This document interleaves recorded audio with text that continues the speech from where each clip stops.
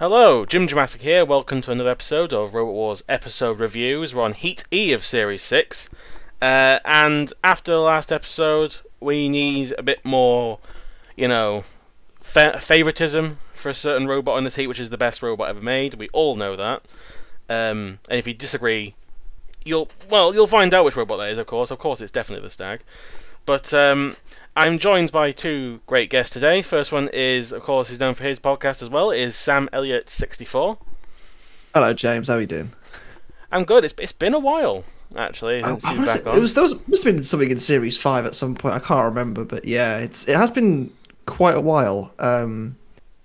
This is a great heat, and I'm really happy I get to talk about it. I do hope you're going to invite me back later on in the series, though, for a certain heat involving a see-through double-headed axe. I'm sure you can definitely get put into that heat, don't worry. Excellent. I wouldn't want to do that. Forget you were at all for that. And also joining is, of course, you're known for his Lego shenanigans, which you should definitely go and check out. That's happened very recently, in fact. It is David of Smeg. Hello! It's nice to be back as well.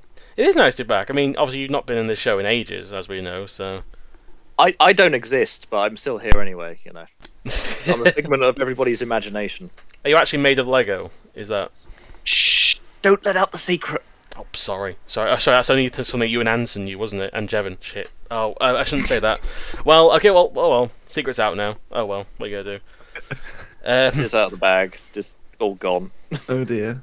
Yes. So, this heat is interesting for a few reasons. Of course, it does have Adam Clark's most notable robot. It's got a veteran looking a lot more different than it normally does. And some very, very strange newcomers. But, of course, we've got to start with the heat winner. Don't really mean it's tradition by far. But I want to break tradition, because screw that. I want to talk about the best robot in this entire series. And if you disagree... I don't know about that. If you disagree, then you just don't have a good taste in robots, my friend. I'm breaking the mold of this heat. I don't care. I'm starting with 259. You know. Oh, I thought you were going to go with Infernal Contraption just for the hell of it. Yeah, but fair enough. You've gone way out of kilter here, James. I don't know what to think of it. I'm sorry. Yeah, 259. What a thing this was. I mean, it's your standard four-wheel drive vert, isn't it? Really, in 2021, when we're recording this, but yeah, I mean. It was something else. When I remember first seeing this, and I was like, obviously we'll get to the fights a little bit later on, but when I first saw it fighting in this episode, you just got to think, my God, like what an unbelievable, machine. It just, I mean, it's melee. It just absolutely gave everyone a hard time, and then obviously we'll get to the fight, obviously the infamous fight with Wild Thing a bit later, but goodness me, it was something special to watch, that's for sure. It stood out. It really stood out. Like as soon as you saw it on the TV, it's like, this is new. This is nice. I mean, when you thought and then that, you see it fight. I mean, when you thought Adam Clark had peaked with Armadillo, then you were wrong, because you obviously peaked with Wowot. No, Wowot, surely, exactly. Yeah, Wowot was good. I mean, there was also the Series 3 Corporal Punishment, which existed, and just like Vector Armageddon, which is also Wedge, but also La Machine in small form. And then you have this beefy boy, which is the most offensive robot it has. And I mean that in attack power, not in controversy, of course. But so apparently that it is, like, from other sources that I've spoken to within the last few years, apparently 259 was overweight. I mean, the massive disc might have not helped at all.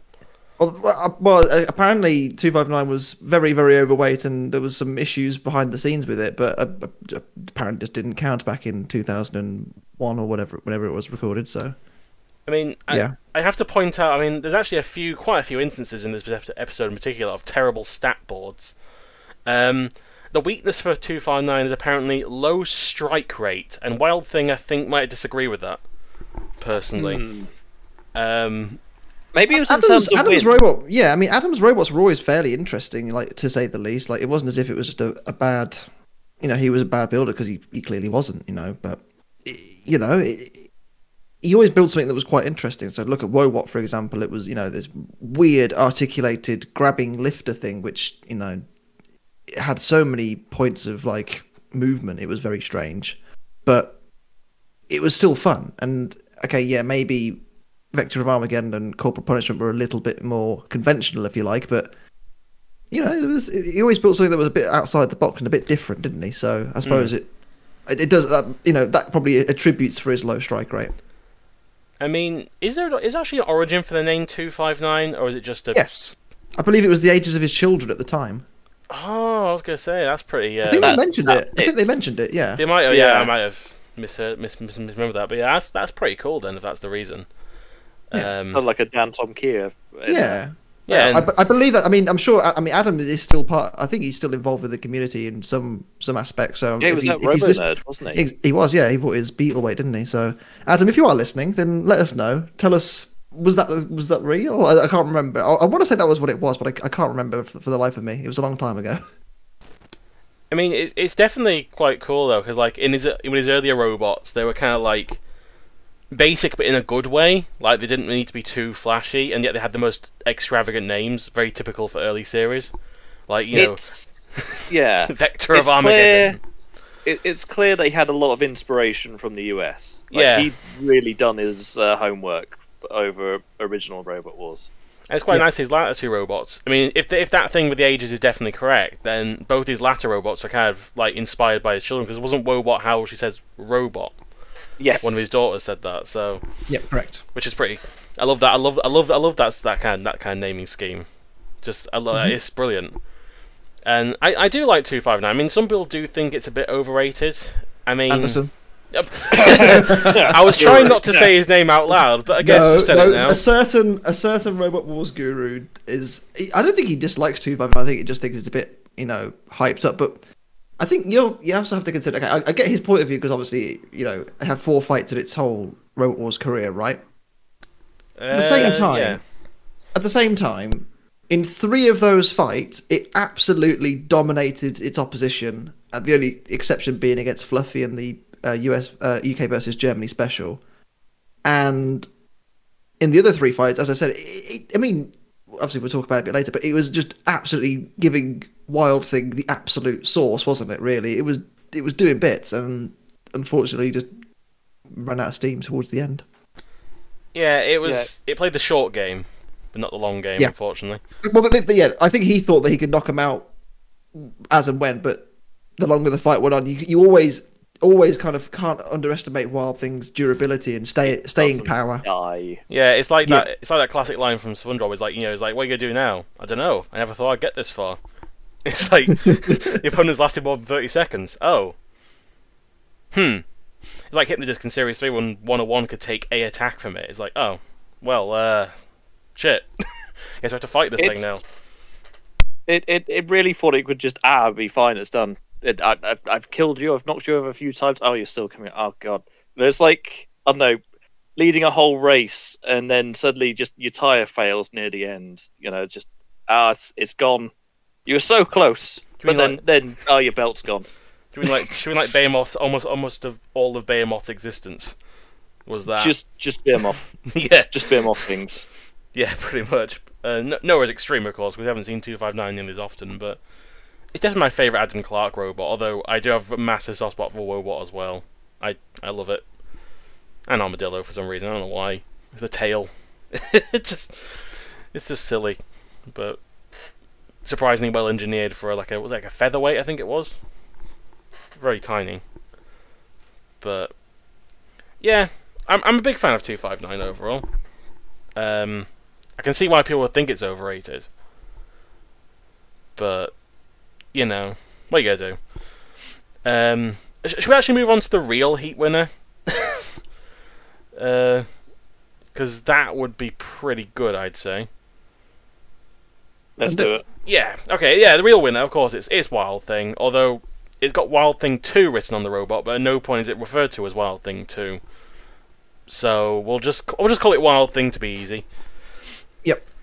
Of course, this is the most different version of Wild Thing. Like, even if you're taking the Series 3 version, like, it was still fundamentally slanted wedge with 2 wheels in the back, It is this version, but it's kind of like been reversed, and now it's got a vertical spinning disc on the front of it instead. I mean, obviously, I'm not the biggest fan of this version, but it still has that Wild Thing durability about it. This thing was still able to take a lot of hits and not die at any point, which is definitely the Wild Thing way.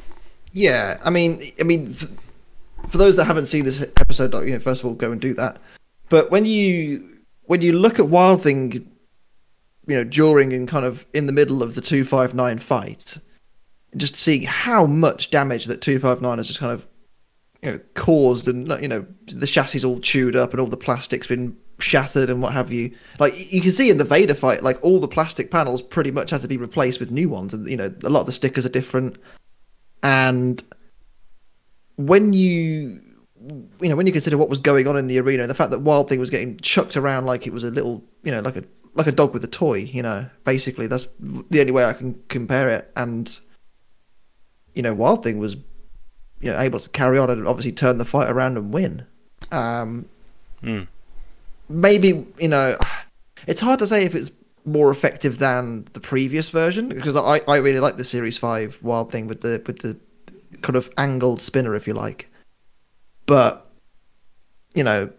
it's you can never underestimate Wild Thing, and obviously Nick Adams, who sadly has passed away this year, and unfortunately, he always built a robot that was designed to last for the 5-minute fights, and it was very evident especially in this heat where you got these dangerous big vertical spinners in Vader and 259, and it outshone them both.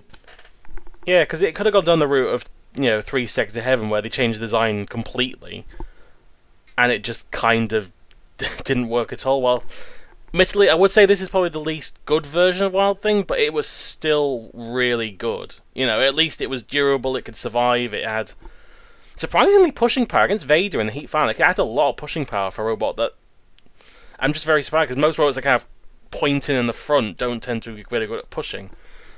Yeah. So it had a lot of good power, and it still had all the great qualities of the Wild Thing robots. I just think sticking to their Series 5 design probably would have been a bit more beneficial. Evolution rather than revolution sort of thing, possibly. But again, we don't know how much that chassis would have been wrecked by S3 as well, so you kind of have to consider that too. Yeah, that is a point. Yeah, I do like this version though. I mean, again, I love. It's a big shame once again that Nick Adams passed away this year, very unfortunately. He was always one of the best roboteers, especially in the driving department as well. Yes, I mean, he's an unsung hero of kind of the driving from the classic wars. Just that fight with Chaos 2 and Series 5 is in folklore. And even its fight against Hypnodisc in Series 4 as well. Was it Extreme? It was Series 4. Yeah, Series 4 semi-final. It's the great thing about Wild Thing and Nick Adams in general, just the team, that they can build a robot that just will not die. It will keep going. It maybe doesn't have the outright killing power, but it will survive and it will just keep going. It has a habit of in a way kind of surviving its heats more than just dominating, but it is still impressive how it does it. Yeah, it's got a little bit of kind of sort of last season tantrum vibes to me in some ways. Particularly its Saw Blaze encounter, how it can just keep going, and it's because it's also just a little tight. It's not really like a massive robot either. I mean, it's probably more wide than it is tall, but it's a decent comparison actually. Yeah, it's always been able to. I can't think of it. I mean, I'm sure there was one time, maybe in Extreme or something. I can't think of a time where Wild Thing's actually died, actually been taken out. It might be disabled. The Celebrity Special, I think it's the only time it somehow died. That's kind of both appropriate and sad. That's the only time that Wild Thing has died, when he gave us Celebrity control of it. Yeah. But when it was actually the proper team, in control. Hell, in Series 3 they had to do against one. They only lost because of a really, really terrible floor spike. I don't know. I think they would have lost regardless eventually, but yeah. Yeah, I mean, they were dominating Panic Attack in that fight for most of it until the I don't spike think it would have happened. mattered. The Panic Attack would have spun itself to win, it's fine. Yeah, Especially that version. Like, let's face it, if it had been flipped over once, it would have been game over. So I can't see any world in which Thing 2 wins that fight. Yes, Anderson, just accept it. It's just a roast for Anderson this episode, I think. Pretty much. He's had it coming.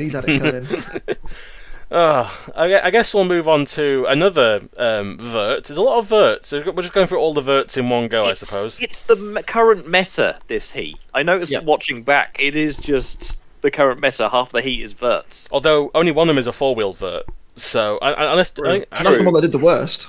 Yeah, surprisingly so, yes. Of course, I'm now referring to Vader, which I embarrassingly mentioned in the last heat podcast that I didn't know it was a Darth Vader reference for some reason. I don't know how I didn't.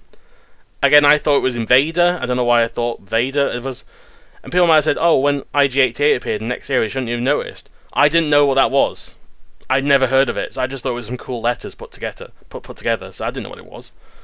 So, so obviously I know it is now. But I like Vader quite a lot. I feel bad for their Series 7 performance in comparison. They had an unlucky heat in Series 7, didn't they? I think their first round was... It was the very first fight, wasn't it? Yeah, well... Sort of. It was the first one that was aired, let's say that much. It just kind of broke down really quickly. Yeah, well, when we spoke to Andrew Marchant for the Challenge Belt episode, he basically said that at the time, obviously there was the live events around the country, which it was official Robot Wars events rather than your Extreme Robots and your Robots Live that you have today. And Vader weren't as present at those as some other teams, and it may have been the fact that they hadn't got those problems dialed in until they arrived at the main shows, when it was more the consequences of you having a failure were kind of more apparent and more important sort of thing. And it did okay in this series, didn't it? I mean, it made the heat final at its first attempt, which is nothing to be sniffed at, especially this late on in Robot Wars' run. Yeah. But yeah. I would say though, like in comparison to like 259 in its first fight, where it was pretty dominant throughout, like Vader in its first fight was kind of it did stuff, but I wouldn't say it was very prominent until it was kind of overshadowed by 259 in this heat. I mean, it was still probably the main force in that melee, because I mean, other robots. It didn't help that Wild Thing was just stuck inside it for half the fight, and UFO was busy existing. So and you might want to censor that if you're using that as a thumbnail. Yeah. I had to censor the one with Wasp, and now I've got to do it again if I'm using it as a thumbnail. I have one big question with Vader, and it's their Series 5 performance, or lack of it, because they in Series 5? They lost to Dome in the qualifiers. They did lose to Dome in the qualifiers. That is true. I want to know how that happened. I bet you the link fell out or something. As we said already, they did turn up to these. They didn't really turn up to these live events supposedly, or maybe not as much as other teams were. Maybe Dome was just a bit more reliable, and Vader just decided to shit itself and die. Remind yourself of what Dome looks like. But Dome worked though. That's the thing. Dome ran. The only reason it lost is because it got pitted. I just found out why Vader lost to Dome. Oh god! They lost because they got trapped on the raised floor of the pit and lost mobility, and Dome just won. And that's how they lost. They got stuck on the pit and broke down. That's what happened. That's even more pathetic. I mean, again, I've mentioned this is almost a meme I've mentioned a few times now. It's still not as pathetic as a mock in the Dutch series, losing by the spinner, but it's close. It's on par, I think. I mean, at least the spinner spins. I mean, the mock had the disadvantage of being on TV. Meanwhile, raised floor. Yeah, I mean, I didn't think that was a problem. That was only like classic BattleBots had that issue, or modern BattleBots if you're Cobalt. But now we're triggering a Jevon as well. Now we're getting everybody done tonight. This is just like a one big roast episode. And I love it. This is the true roasting robots. Oh, definitely. There we go. There's another one. Actually, one detail I do like about Vader, though, is that I don't know why it's a very small detail, but I like it. It could have been just a weight-saving concern, I don't know. But I like the fact they got the word Vader written on their disc. I like the branding. Yes. On that. That's some good branding there. Also, another really terrible... Like, they're clutching for a weakness on this one. Vulnerable to axe attack. We saw Shunt hit it like 3 times and didn't even go through it once. I mean, Shunt by this point is very, very out of date, isn't it, I suppose? But, yeah. But the team even admitted that their armor's thinner than it should be to keep the weight down. It's like 8 mil, something like that, or thinner. Yeah. I mean, how heavy was the disc? I think they said it was like, what, 20 kilo? I think it was 20 kilos, yeah. I mean, it's a pretty hefty disc. Exactly. So you've got to think, they're going to have something quite thin. It's like with ant weights these days, you have to have something quite thin if you want to have a big weapon on it. Yeah, but the fact that Shunt didn't even get through that, I guess, says more about Shunt than it says about Vader. But the fact that it was weak to axe attacks, like, maybe Dominator 2 is probably the only robot that will get through it, I guess, in the current series. But it's a weird weakness to give to a robot like that, when really getting stuck in robots seems to be a big problem. Or getting flipped or something like that. Yeah, I don't think you'd be able to self-right. No, it's got no way of self-right. I mean, I think they mentioned it in the episode it can't self-right either, and yet the weakness came was vulnerable to attack by an axe. I think the teams themselves had to list their weaknesses, so... Yeah, maybe they just knew their armor was really thin, so they thought if any axe gets to it, then we're dead, because it's just polycarb, isn't it? So yeah. Bringing back the Series 4 designs there. Just doing the robots with polycarb. That's still the aesthetic of Series 4 I think of. When I see a polycarb robot, I think, classic, like King being stuff like that. But yeah, I do like Vader a lot. They got very lucky in the next series, which we'll be getting to at some point in the distant future. But we're still on Series 6 at the moment, so what are we gonna do? And then the final robot to make it past the first round, by arguably doing bugger all in this entire heat, was Agrabot 3. I mean, can you name anything they actually did in the fights themselves? They invoked the spirit of Series 3 when they beat Razor, and that's how they got through. I wrote this on my notes actually. He did say in one of the fights, "Oh, it's a great robot. It's been in the series before. Once beat Razor." Did it beat Razor? It does feel like he's reading off some notes for that himself. To be fair, they didn't lose to Razor. So you couldn't say that. So technically, they have to have beaten them, right? I mean, they beat Razor. Yeah. They beat Razor as much as Inquisitor did. Exactly. But it still counts, right? That's exactly. You have to, you just have to take it, I suppose. Yeah. I mean, this is obviously a very different. I mean, every time Agrabot appeared, it did have a different design up until this point. Like Series 3 is this big bulky box, which I do have a soft spot for. I do like the kind of aesthetic of it, even if it is mostly useless as a robot. And then Series 4 had the kind of lifter with the little spike. Was it the Zonker, I think they called it, or something like that? It was some weird word. Yeah. They used the spike at the back, which they kept from Series 3, I think. And then this version, which they failed to qualify for Series 5 with the same design, but they got in this series. Yeah, I can't remember who they lost against. I want to say it might have been Barbarous. I think it might have been Barbarous in Series 5. I'll double check. I'll do it now. Yeah. That would make sense. That would make sense. It was Barbarous, yeah. It was Barbarous. Yeah. That's not a bad robot to lose to. It's a bit unlucky, that is, really, because Barbarous is bloody good. Yeah. I mean, they also have that really strange... I guess you can call it a lifter, if you want to call lifting the entire robot up as a lifter. It's a full-body lifter, is what it is. I mean, it's something. I mean, the grabber didn't. It's kind of like what's it called from the modern series? Heavy Metal. A little bit actually. And surprisingly, a robot that no one remembers is Metallus, the Team Death robot, did exactly the same thing as well. When it was off its wheels, having the whole robot lift up. But yeah, it does have those like claw at the back as well, which I think they mostly use as a spike as opposed to actually grabbing anything. I don't remember them actually using the weapon at any point throughout the time. I mean, to be fair, like if you look at who they're in the fights with, they obviously ended up drew in a heat with 259, in a melee with 259, which basically decimated the two opponents in the melee with them before they even had a chance to do anything. Obviously, we'll get to one of the other ones in a minute. and then it didn't really get a fight against Vader, did it? So we didn't really get to see what Agrabah 3 could have done. We see it more in Series 7, I think. Yeah, I think does it get past the first round in Series 7? I think it does. I don't think so. It doesn't. I can't remember Series 7 very well. No, it doesn't. It's the one series I'm not that versed with, because I never watched it. I watched it all the way in through. The last heat, and it's against Ripper, Zorro, and Ripteron. I didn't get through. Did. Yeah, didn't get through. Yeah, because the one time Ripteron worked was in Series 7. Yep. Right at the end. Yeah, and then it's Firestorm. Rip. I will say, I do enjoy their outfits, like year on year. Like this year, they look like they're prepared to do some sort of sushi stuff. Yeah, like kung fu. Yeah. Although it's kind of weird. Actually, this actually is also in my notes as well. Is that they had this outfit change, but like in the pits for lead up to their second fight, they've just got like the red shirts on, and then as soon as they're like up into the booth, they got their like white bandanas on again.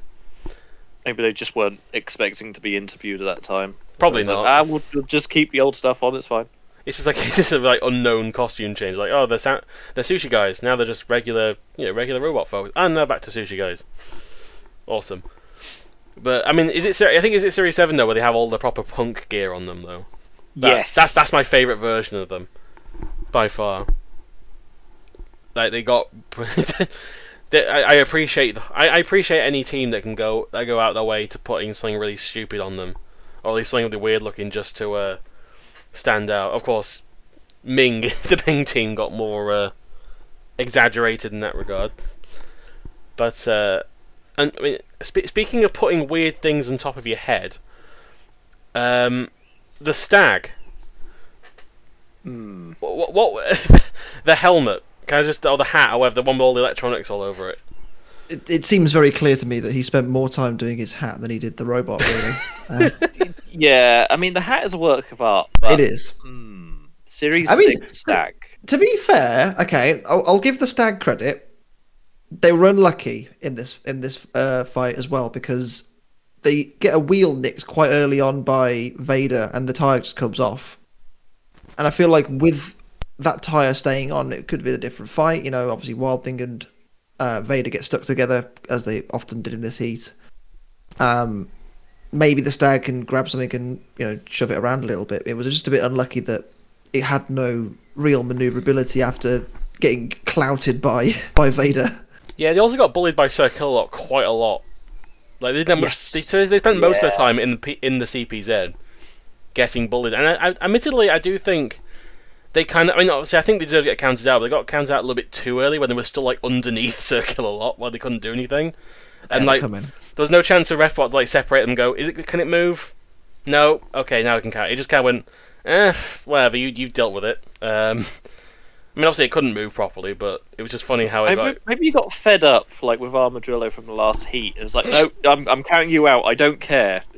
I don't care if you're still slightly moving, you're going out. Probably, yeah. I don't know. I mean, I do kind of like the stag. I don't know why. I also appreciate the staglet as well, the little lightweight version they had in Series 7. I prefer the Series 7 version in general, simply because it has googly eyes on it. To be honest, they just work. It's the Dave Laurie principles that just googly eyes work. They do work, don't they? It's like. I mean, you can't make. So why does Mingo not have googly eyes? Stylistic choice. It also had a tongue as well, the Series 7 version on the wedge. Also, they actually had a pretty decent Series 5 qualification run as well. They actually beat Megahertz. They also drew with Lamsey and beat Mute. I'm not sure why they didn't get in then. And they didn't get in, yeah. After all that. They let in Gazundabot. Brilliant. Just looking at you, Tartan Terror. I'm looking at Tartan Terror. I'll go for the list. I'm not going for the list of Series 5 robots with Terror. Juggernaut 2, yeah. Yeah, I mean, this list can go forever.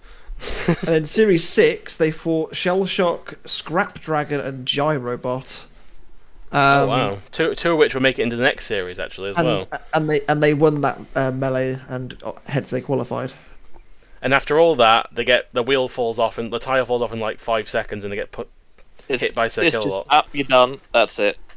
I mean, the true question is, Does it deserve to go in the pit or in the arena? Oh, that's a tough one. That Depends in which context. It's all about context, isn't it? With ESC, I suppose. Of course. I mean, obviously, someone didn't watch the fight. It obviously went in the pit. You. Of course. Spoilt it. I spoiled it as much as they spoil every episode. Being of. I do like though how how in Series 6 they fought Vader, and then in Series 7 they fought IG-88. I mean, keep it in the family, you know. I'm not going to judge them at all. You know, they have a type of robot, and it's fine. You know, that's fine. And you know, the peak of their career was getting pitted by UFO. Like that's a low point, isn't it? Really, it really is. Not even the good UFO. Yeah, it's the Series 6 one. Actually, before we move on to UFO, I was going to say actually, there's one thing we are missing about the stag. Just before I move on to UFO, the rubber chicken.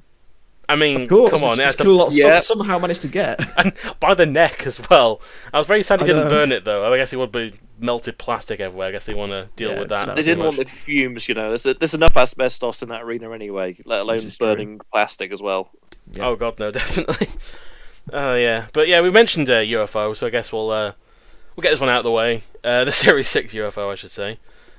I think you might have to censor the photo as well of it, to be honest with you, because that appendage out the front is it's a bit phallic, isn't it? Well, it's a bit Toro Rosso 2014, if you get my drift. Oh yes, just a bit, yeah. Fun fact about that, by the way. Well, fun fact about that. So this is completely off topic, but Ann Summers actually retweeted a picture of that and said, you know, obviously F1's been shopping at Ann Summers this year. Oh wow. Or something like that. I can't remember exactly. There's probably it wouldn't surprise me. That was an interesting year. It was. Also, I think UFO might be one of the few teams that has a completely different team between series. Like look at on the wiki, it has two people, and then on Series 7 it's got two different people. Like they haven't got a shared. The only I can think of is Pussycat between 5 and 7. But Infernal Contraption between 7 and 8. I mean, I'm talking about within the classic series, I guess, purely. Because I guess it's kind of more different when you got more years between the team, I guess. Might be. I can't think of many. All I can think of is that. That's all I can think of is Pussycat. But yeah, this version of UFO, they described their weapon as a big, lifty, uppy, spiky weapon. Yeah, they weren't confident, were they? A blazy thing, and my favourite thing, it's got a light on the front for some reason, which they described as a bright. I see where they're going. They described this machine was blinding people before The Martian. You know, I mean, you look at that light in the arena, and you would be dazzled. Anybody in the grandstands there. I mean, the bright was described as a bright, lighty, shiny thing, which is a great way of describing a pointless feature on a robot. But say how it qualified for Series 6, because I'd love to know how it qualified for Series 6. There's unfortunately no info about qualification. No, there's not. No. Just scene missing there in the arena. It worked. I guess that's all that matters sometimes. Yeah. I mean, I don't know. It is one of the robots of this series. It's called Armadillo. I almost have barely anything to talk about it. It's just it did nothing in the fight, and then the Series 7 version is, while a little bit more generic, at least it was a actual robot, that could do stuff. It's pretty neat, the Series 7 version. Granted, we're jumping a bit ahead, but it's really neat. But you gotta feel bad. It just looks very clean, doesn't it? Yeah. You gotta feel bad and for how it went out, though. Well. Oh, it does, yeah, doesn't it? Yeah, it does. That is a point. I do feel bad how they got stuck on their side in Series 7, though, just perfectly balanced. It's just that's you got to find out these fatal flaws, haven't you? Really, and it's a bit more wrangling on the side was needed, I think, but they didn't get a chance to find out for Series 8, did they? I suppose, but it's a decent machine. Okay, and in fairness, in the Series 6, I know Jonathan Pierce, mocked them a little bit in Series 7 for being useless in Series 6, which they were. But they ran the whole 5 minutes with Wild Thing and Vader in the arena. That's not bad going. Yeah, and they pitted a robot. It was immobilized almost, but some action, I suppose. They tried. That's the main thing. They tried and they put their effort into it, and I think the team generally had fun. Yeah. Yeah, it was kind of a case of being in a room with two really decent robots and not really having much to really do against them. I think they were kind of hoping that they would try and take each other out, which they almost did, but they didn't really have a chance, did they, against Vader and Wild Thing? Yeah, it can remind me of like a less, like it's all in a similar situation of like a less aggressive Rambot from Series 4, where it had, you know, a really good newcomer, a really good veteran, and then all it could do was just really run into things and hope something would happen. Yep. But if you're going like 25 miles an hour, you can't really do much. But what are you gonna do? Then from one robot from a place that doesn't exist to another robot from a place that doesn't exist. It's Infinity from insert place here. Infinity was also a thing that existed. Yeah, similar to the stag, wasn't it? I mean, I'm surprised they put. Yeah. You know, I'm surprised they put two a similar design in the same heat, really. Except, but then again, you look at all the verts in this heat as well. This is true. I mean, so I'm going through the qualification. Going through the qualification stuff here. Can't really see anything interesting in terms of. They fought 3 unknown robots, all of them veterans in its qualifier. It won on a judge's decision, apparently. Oh, okay. So they fought 3 teams that had been there before, which is actually fairly impressive. If I remember correctly as well, Infinity's drive power was actually pretty good. It's actually fast. pretty nippy. It was they just couldn't drive it very well. They just couldn't drive it very well. Or maybe they were sensible because they jumped in the pit as soon as it was open because they didn't want to get shit mixed by 259. I would actually argue that their pitting was quite unfortunate because they pressed the button, and the pit didn't go down for like a few seconds. They ran over it at one point. And I think what happened was they went, oh, we guess we didn't hit it properly. They went back, and that's when the pit went down. They wanted to play chicken with the pit. That's what was happening. Like, it took like a good 3 seconds. No, you can't pit me. Oh, whoops. Oh, well, as I said, I still like to think in my head that they just threw themselves down the pit because they didn't want to go against 259, which I don't blame them. I mean, the claws, which got tattered in one hit, were a thing. Tinfoil to 259. Yeah, but actually, I don't know. They did a lot better. They did a lot better in the University Challenge in Extreme, at least. Yeah, they were runners up, weren't they? I believe. Yeah, they were. I mean, to be fair, when the best robot, arguably in the competition, was gone in the first round, you can't really, We'll say much more than that, can you? We'll get to that one day. I know, but it was. Oh. What are you talking about? What are you talking about? CV made it past the first round. I don't know what you're talking about. Yeah, and Fluffy lost as well. Like Fluffy and Behemoth both lost in round 1. Like, Jesus Christ, guys! You had one job. All you had left was Tiberius, basically, to run the show. Pretty much. Yeah, Tiberius. Like, let's face it here. Tiberius, Infernal Contraption, Cataclysmic Variable, and Infinity in your top 4. You know it's a bad day. Also, you know the best robots haven't necessarily made it through when Infinity is the second best robot to get into the second round. Yeah. Jesus. Although I'll say the armor of it does give you that kind of Series 2 and 3 vibe. The kind of checkplate armor. The checker plate. It's very Oblivion looking, almost. Like any robot that had that very old armor. Yeah. Because that's what the old Arena used to look like. Little bits of check plate everywhere. But I mean, obviously the weapon also was from Series 2, clearly, because it was very. It looked nice, but then maybe they were trying to qualify for Series 2, and that they just somehow got jumped forwards in time, and they ended up here and thought, oh, scary vert. Oh, dear. It says here that they were. It was the end of 18 months of hard work. So they probably started building this when Series 4 was a thing. Before the weight increase, then going possibly, but even then, like if it was 18 months before, then they probably started building it around, like planning it around then, and they must have had a notification that the weight's going up. Yeah. It's not a bad little machine. I mean, it didn't die. Very often. If the weapon was a bit more durable, it could have been a good kind of control bot, because they had the speed for it at least. It was like a can opener, absolutely. But not as it's basically an inferior can opener, basically. But it's won more fights in one-on-one competition than can opener has. So can opener also it's out of the two. It's anyone to get past the first round in any kind of competition outside of Annihilator. Exactly. So there's that. And also, one thing that I don't know why I'm a sucker for really strange, weird names that stand out to me. But one of the team members from Sirius X sounds like some kind of cartoon, like, Saturday morning villain. Matt Meany, like some like kids show. Curses. Oh no, it's Matt Meany, the meanest man in the world.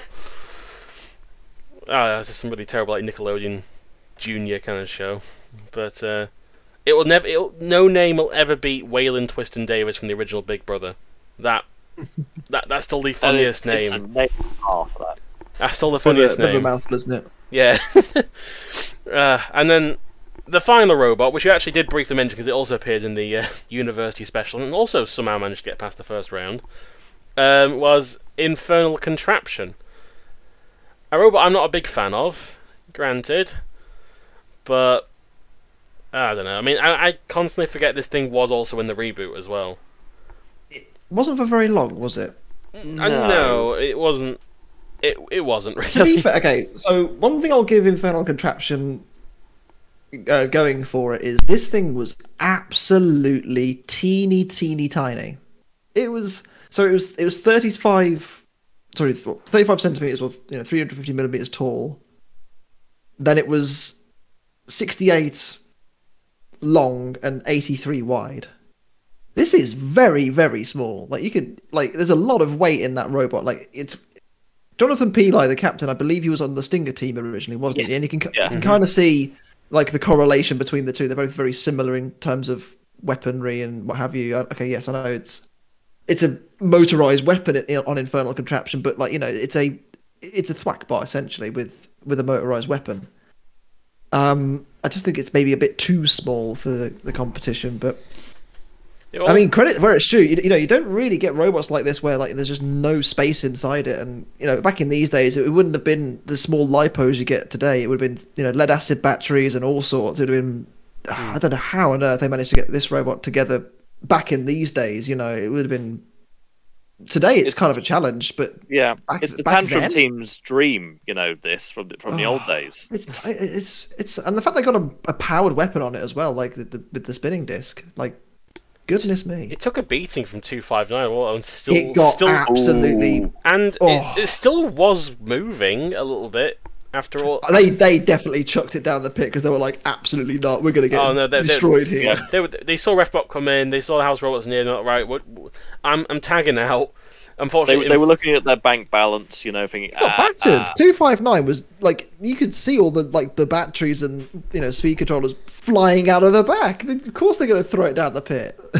Yeah, it was a very Chaos 2 move, wasn't it? When against Razor, it's like, right, we're done here. Yep. Sorry. See you next time. We thought this would go a lot better, and it didn't. So see you later. It's just an unlucky draw, isn't it? Really, when you consider it, but. I like Infernal Contraption. It's certainly unique. Like, I wouldn't say it's my favorite robot out there, but it's. I think unique is probably the best way to describe it. There's nothing else like it. It is so small. It's so small, and credit where it's due. They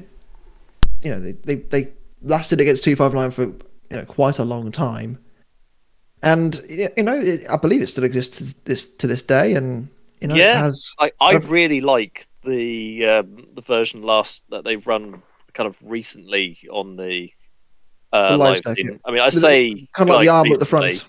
Yeah, it looks as cool. recent as possible, because it was rebuilt. I believe it was a reserve for Series 10. It was Series 10. Yeah. I was also going to mention actually, without looking at the wiki, do you know what its name was in Series 5? Because it was a different name. I've already seen, so I'm looking at it and thinking, why? Gara. I don't know, it might be reference to something. I don't know if it's a reference I don't get. It's a band or a character or something. I don't know, but I don't get it if it is. If not, it's this came back for the reboot and was in the same heat as Gabriel. Like, come on now. Like, it putting the smallest robot in the series against the biggest. And it still managed to hit it a few times as well.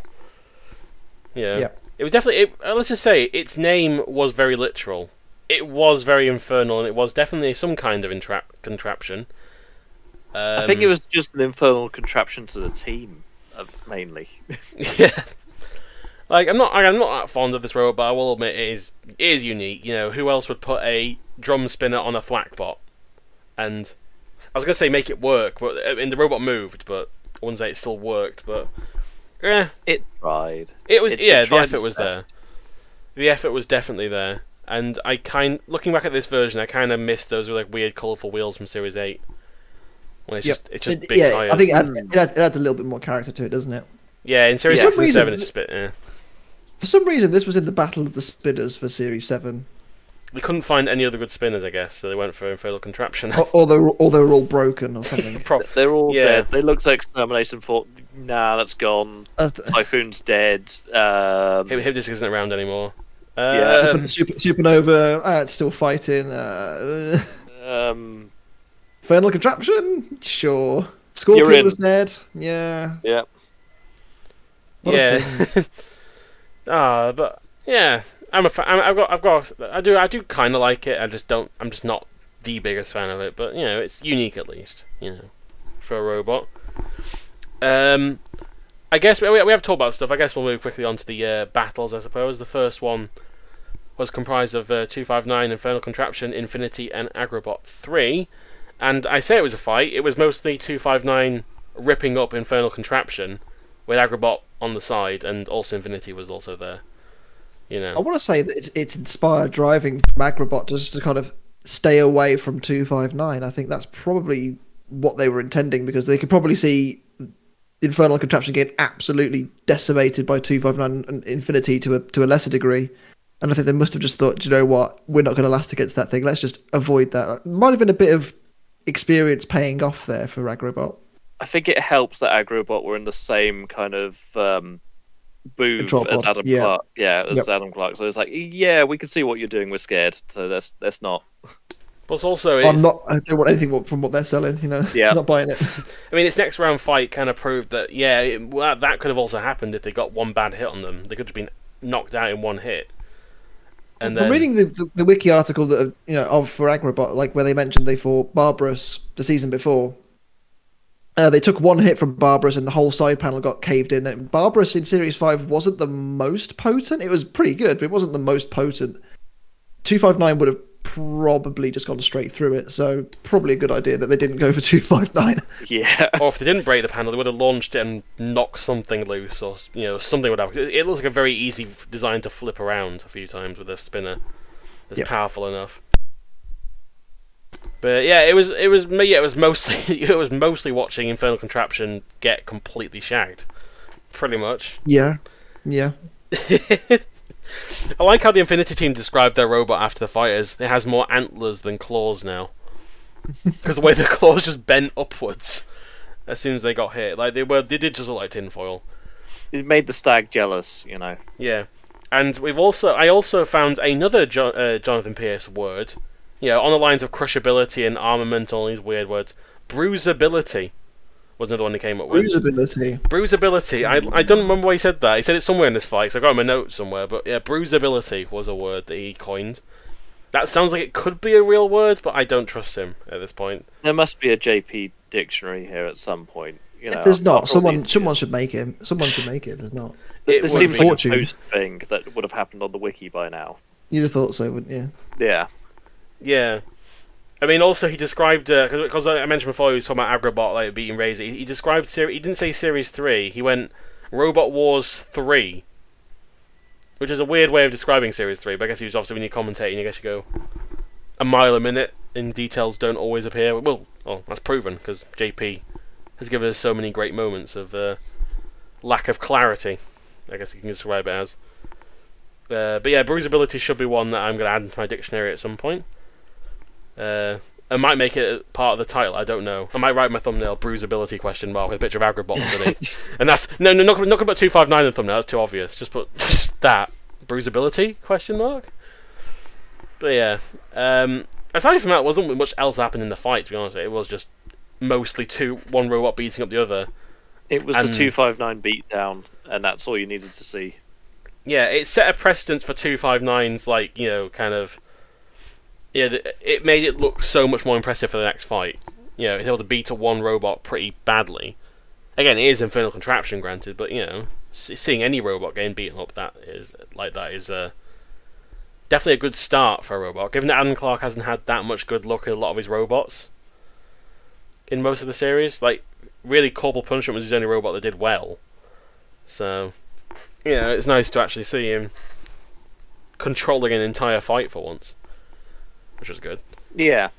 And the second fight, of course, Wild Thing, Vader, UFO, and the Stag was surprisingly underwhelming, I would say, in comparison.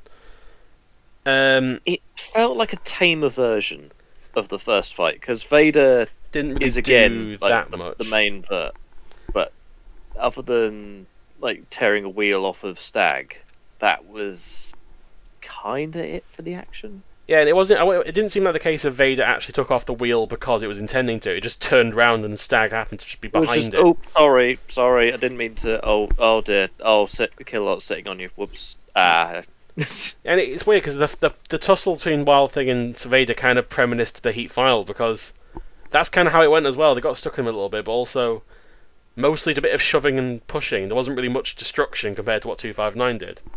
Like, Vader kind of just, again, took a tyre off, but again, that's arguable if it was actually purposeful or not. And even if it was just a tyre, it wasn't like a full wheel or something.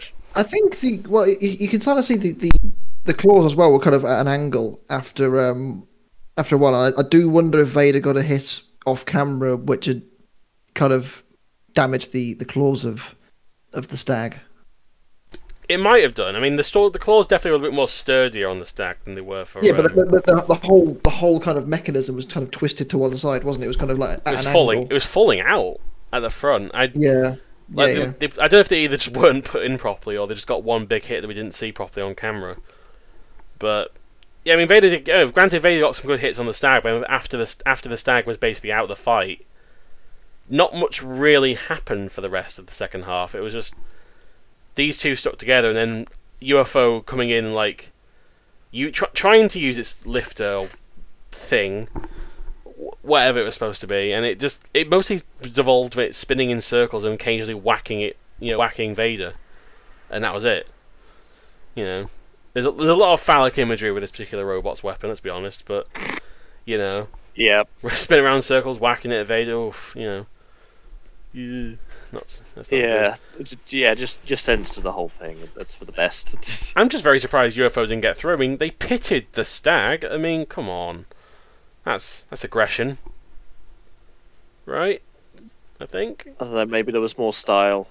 This is classic Robot Wars. Remember, style was a thing. Yeah, style was the best category. But I mean, honestly, the judge's decision was pretty fair. Let's be honest. I mean, Wild Thing did something. Vader essentially took out Stag, and yeah, UFO didn't do much. So they'll have to wait until next series to be pretty good, I guess. Yep. Well, it's pretty good, decent. Is there any point of even covering Vader in Agrabot 3? Because it was just a one-hit KO. Let's be real. The only thing I'd mention is like rewatching it. I always used to think it was a leg falling out, but looking back at the fight, there's a big cut in the rear of Agrabot, and I do wonder whether it was internal damage rather than the link falling out, because I don't know, maybe like, and towards the end of the fight especially, you can see the Agrabot's kind of all warped at the rear and maybe just took more damage. I don't know for sure, but it's a bit of an interesting one, isn't it, really? Yeah, because there's that shot, it's on the wiki as well, like there is like a gash like almost through the entire side of it where Vader hit it, and that's entirely possible. I mean, it does look pretty badly hit on one side. Could have been something behind that. That's like maybe it's a wheel that's been pinned or something. Like I think that the little, I don't know if you're going to use this picture, Jim, but I'm going to mention it anyway. But like you got the claws in the middle, and then you got the kind of red little slot next to it. I think that's the link there. So I do wonder if something it's very close to where the. So Agrabot would have been upside down. It would have been the other way round when it got hit. So Vader's disc has gone up through that slot and like through the top of the robot, and I do wonder if it could have caught some wiring behind there. There may have been something to do with the link behind it. I don't know, but there's every chance that maybe the link didn't fall out and it was just internal damage that broke it.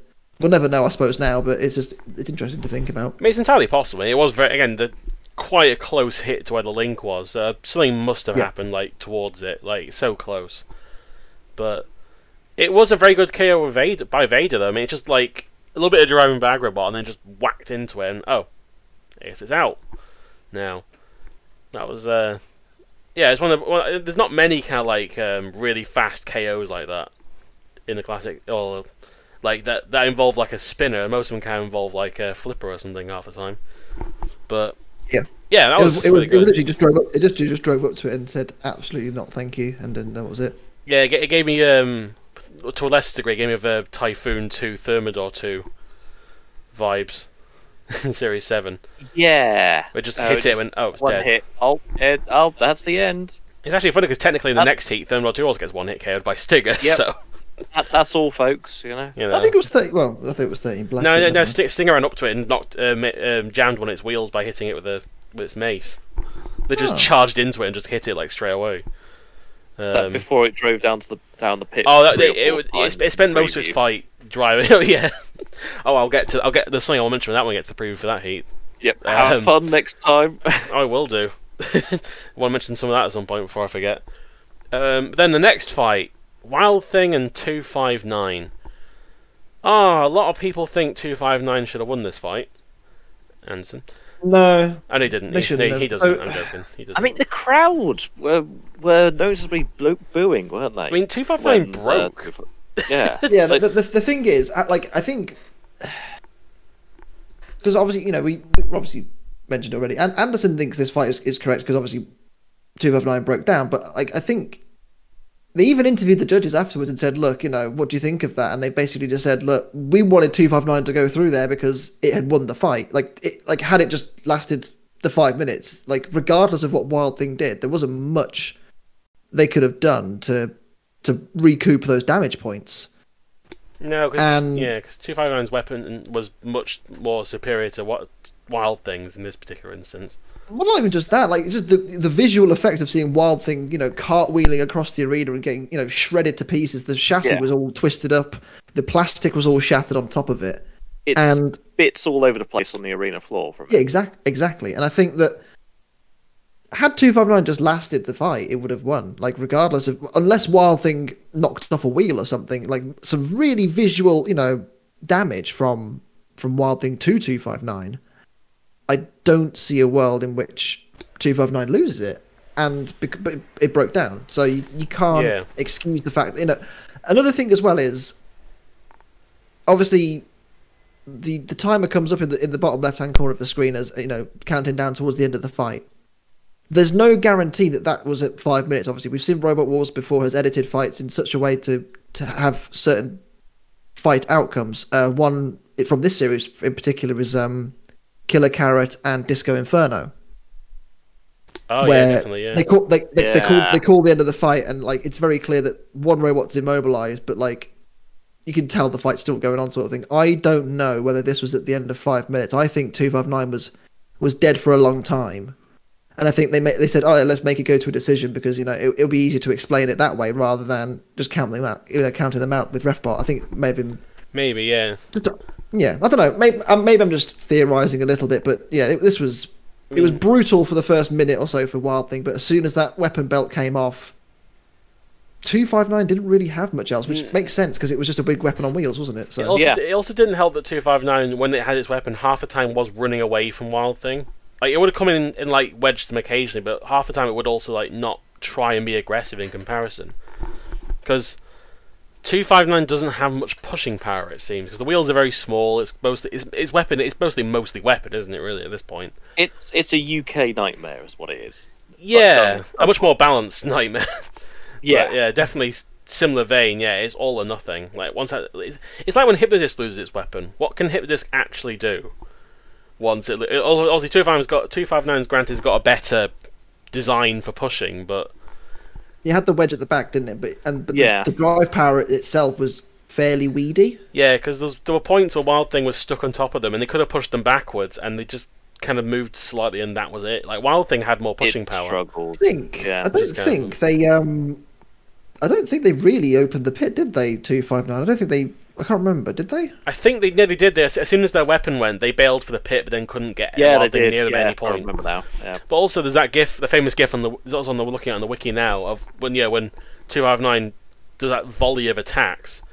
In about like 7 or 8 seconds, I just counted. It has 9 hits on Wild Thing.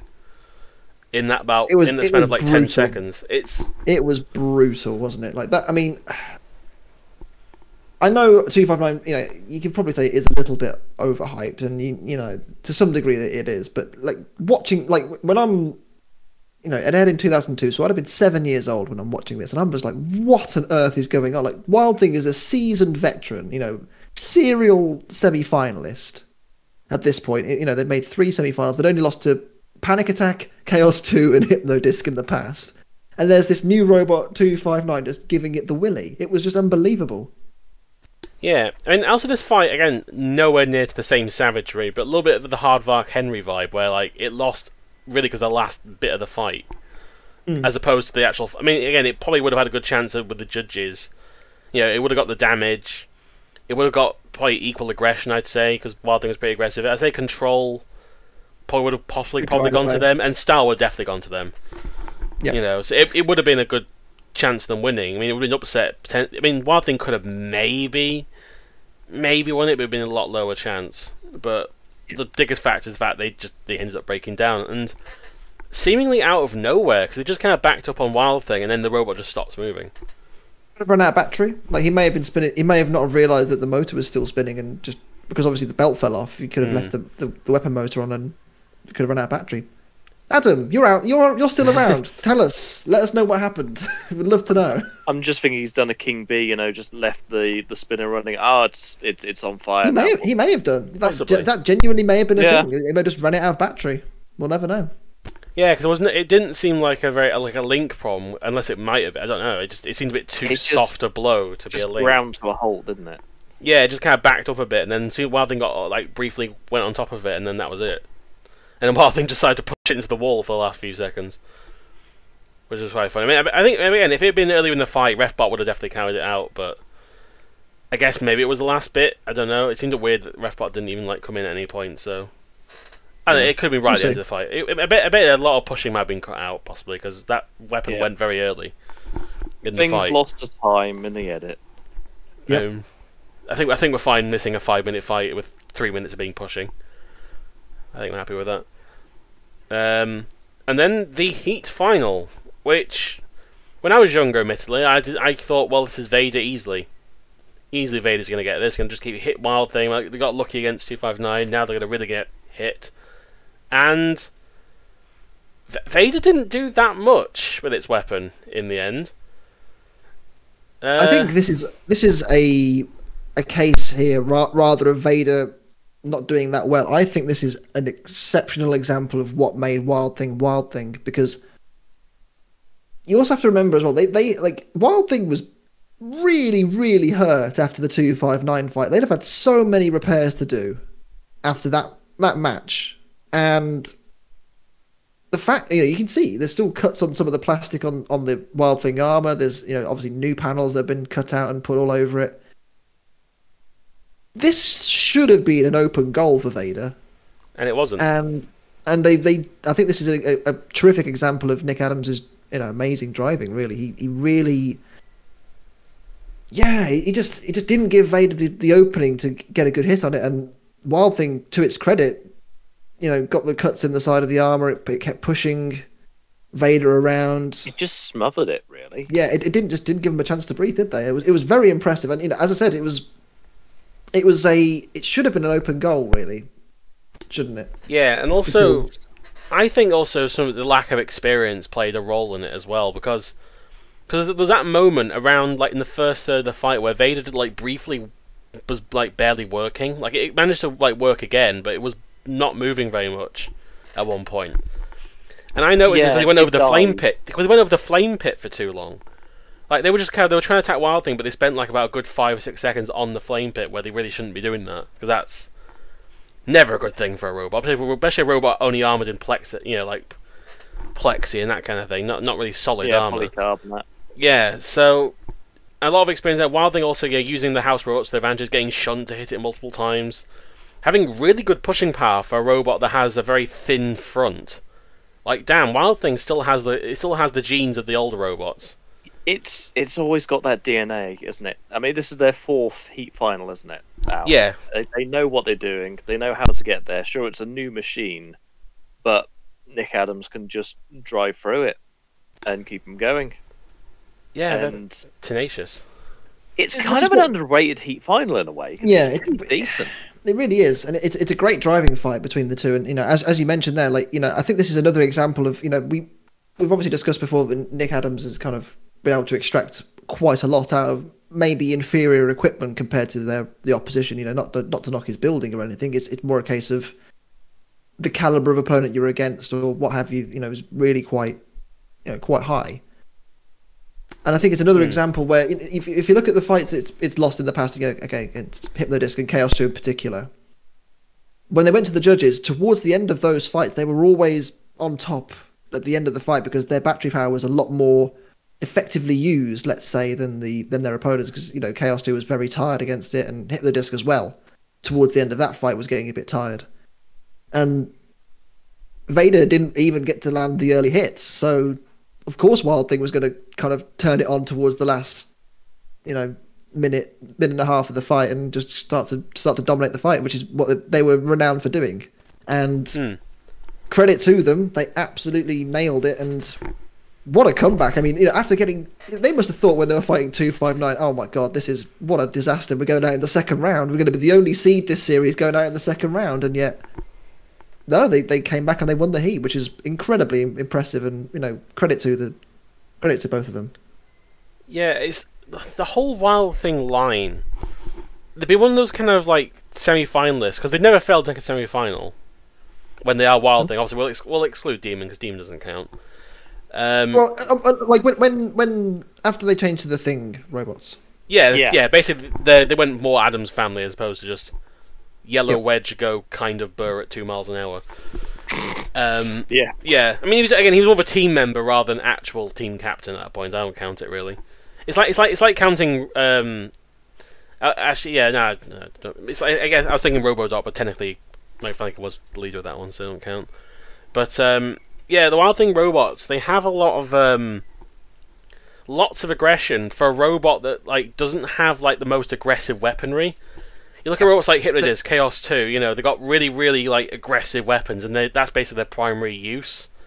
It's kind of like a proto control bot, isn't it, Wild Thing? It didn't especially the first two, maybe not the third and fourth ones, like the Series 5 and Series 6 ones, but I do wonder what would have happened had they stuck with the lifting arm concept and kind of adapted that. I do wonder where it could have gone, but. Hey, look! The whatever drive they were using was massively effective, and really paid off, especially in this heat. Definitely one of the most consistent semi-finalists out there. Yeah, just because they're then them. You always knew what you were getting, weren't you? Really, you always knew that you were going to get a good fight from Wild Thing. Even look at Extreme, it only had a couple of fights in Extreme 1, but it absolutely made Dominator, It made Dominator rethink its whole robot and give it a new shell, didn't it? I mean, okay, not unlucky against Firestorm, sure, but Firestorm's a very good robot in its own right, and obviously its Mayhem fight was a bit unlucky as well. I think it was tired by then for Series 5 because that was post. Yeah, it was. Yeah, that was a very unfortunate. especially again after you have to fight Chaos 2 and S3 and everything else. Yeah. It was just everything. Yeah, I mean, again, even in its weakest form in Series 3, where it was just a wedge, it was still really well driven and aggressive and stuff. So, I just always loved this line of robots. And once again, it's just such a shame that Nick Adams is obviously no longer with us. But he left such an impression on Robot Wars that I would argue he's definitely in the top 3 at least, best, up there with Kim Davis and the Firestorm boys of being well driven robots. Hands down, making the most of what they had rather than they were never really. You never thought of Wild Thing as a series winner, maybe, but it was you knew what you were going to get. You knew you were going to get if you knocked out Wild Thing, you did a good job, and it never really happened. I think only Razor, Firestorm, and Panic Attack did it really. So it says a lot of the quality of their machines, doesn't it? Really? Yeah, definitely. It's a badge of honor. Yep. And. Unfortunately, Vader just didn't have the minerals. Yeah, again, didn't have the experience. Obviously, it lost to Dome, so great experience off the bat, and then really not really having much in its first fight, and only getting a one-hit KO in the second fight, which is impressive, but doesn't really give you much to do. You kind of want more fights to kind of work out more the weaknesses of your robots. Yep. You know, that's kind of like how Firestorm evolved. It's still you know. impressive for Yeah. for a Oh, yeah. first series kind of being in the main show performance. It's really good, and Oh, I'm not knocking yeah. Vader. I'm just saying, like, you know, experience is probably the most underrated but most important factor in Robot Wars. Like, sure, yeah. Like, it's like, you know, you look at something like Fluffy and Pussycat from the last series. You know, Pussycat obviously got pretty wrecked at one point. It lost its weapon. It was almost the damn thing out. But Fluffy, you know, relatively new robot, not really hadn't, you know, unable to fully contain the power it had, and then, you know, kind of just didn't. It was very inconsistent for most of the time. Whilst robots like, you know, Pussycat, Dominator 2, Firestorm, Wild Thing, they have that consistency for a reason. You know, because they know what works at this point. And yeah, like I said, experience is very underrated. A lot of people, it could be overrated as well. You know, especially in the reboot series. You know, bring Razor in. Oh, Razor's going to do well because it's experienced, and then it lost to one giant bar with a tiny disc on it. But you know, I suppose Series 6 in particular was the experience counts for a lot, because a lot of the seeds did make it through. I think it was only 3, wasn't it? That didn't I make think it. Stinger. Chaos 2 and Panic Attack. Yeah, Yeah. I forgot. I forgot what they're called. Panic Attack. Yeah. I think that's probably one of the highest kind of hit rates for the show. So Yeah, and Yeah. all of them. In terms of like especially because there were only 12 seeds in this series as well. Like yeah, of the 9 heats, 12 of them, you know, of the 12 seeds, 9 of them going through is very, very impressive. Yeah, and the ones that got through are Terahertz, you know, much improved of the series Legend. of Series 5. Yep. 13 Black, you know, this surprisingly good spinner for the time in that series. And of course Dan Tomkian, one of the, you know, late rising stars of Robot Wars. You know, it kind of you can see that. Yeah. Yeah, exactly. So they're all quite worthy. It wasn't like, you know, Spam was one of the winners. Yeah, it nearly did. That's the side that nearly Spam was almost a heat finalist. The scenes if Spam had made it. I would have actually had a Norfolk robot in the semi-finals had Spam made it through. Joe, I think after not Thermidor. Yep. Oh yeah, Thermidor. That was another one. Yeah. I don't need to worry about Thermidor. That's Jevon's problem, you know, trying to find it. Well, we do have to worry about Thermidor because we are doing a slight preview for Heat F. Coming up now, of course. That was a transition there. Segue. Right there. Segue. That was very smooth. That was very smooth. Now, 10 out of 10. I've written on my notes the one, like, the buzzword that describes this heat: stacked. I think it's so good. This heat is the best heat. Particularly the first fight. You have 13 Black, Thermidor 2, Stinger, and even Chompalot, a newcomer. It's a decent newcomer. Like in a different fight. Or if you'd actually swapped it with something else, maybe you could have possibly had that thing get to us at least round 2 quite easily. It's a future tournament winner. Can I just say, Chompalot? I actually have a piece of Chompalot. Is it the original, the Series 8 one? It's a 3D print of part of the original. So you kind of got the. Is it on this version? It's not. Okay, so it's on the reboot version, but basically it has like these kind of like big eyebrows or eyelashes at the front on the claw, and I have a prototype 3D print of that. And they sent it to me after we did the Series 8 podcast. They were lovely. Debs and Simon are really, really lovely, and you know they were a great addition to this series. And Chompalot's one of my favourites. It was such a shame that they got Drew in such a horrible first round. It was possible in both series actually. Honestly, yeah. And it was the only newcomer. It was the only newcomer in this whole heat. Yeah, I'm going to employ with my previews. I'm going to employ a thing where I just go over the highlights of the robot, as opposed to like going through every robot. But I do that in the heat anyway. You know what I mean? I go into more detail. Yeah, like Chompalot. You mentioned Chompalot. I love it. I mean, again, it's wonderful. Easily could have been a second round robot. Get at least underrated. Do you know what? I want to say this. Okay. Controversial. It probably could have won the heat with a good run. It genuinely could have, because the drive power on this thing was really, really good. Yeah, honestly, if you put this thing in, I think it would have done so well if it was in Series 3 or Series 4. Not even that. Like in Series 6, like the drive power was good. It could self-right. It could, it had the big crushing jaw at the front. We saw how it did in the Iron Maidens. It beat Pussycat, which wasn't driven by David Gribble, I know, but at the same time, it's a better crusher than Razor against Pussycat. Exactly. Yeah, they got good wins. They crushed Pussycat like on the kind of the axle bit where the weapon is, and got him in the pit. It was a really well controlled robot. It's a wonderful robot. It's a wonderful robot, and I was glad to see it here. And after they obviously caught fire and kind of self-destructed in Series 8. Sorry, it is fully rebuilt and it is in working order. That is lovely to see. Bring it to RoboNerd, please. Oh, if you heard it. Please, if you are coming to RoboNerd in September, please, because I'd love to. It'd be nice, wouldn't it? I'd love to see them. Nice. I mean, I always keep forgetting that Demolition Man is a veteran because it was Saw Point from Series 4. It was Saw Point, wasn't it? And Double Trouble was Rambot, and it's just weird. They just don't look anything like them. Tangent robots, aren't they? Although that's the second Rambot reference we've had this heat. Yeah. You know? Although I can see Demolition Man at least because he's got the giant saw wheels. I could have made the connection independently. Double Trouble, I would never have guessed. It's like Jackson Wallop, isn't it, in Series 7? Like Attila the Drum, like what? Yeah, yeah.